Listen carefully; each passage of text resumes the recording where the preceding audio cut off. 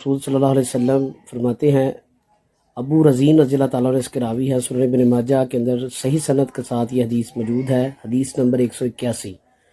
اللہ تعالیٰ اپنے بندے کو جب مشکلات میں دیکھتا ہے، مایوسی کی حالت میں دیکھتا ہے تو مسکراتا ہے، اور حالانکہ اللہ جانتے ہیں کہ بندے کی حالت بدلنے والی ہے۔ ابو رزین رضی اللہ تعالیٰ عنہ عرض کرتے ہیں، یا رسول اللہ صلی اللہ علیہ وسلم، کیا رب تعالیٰ مسکراتے ہیں؟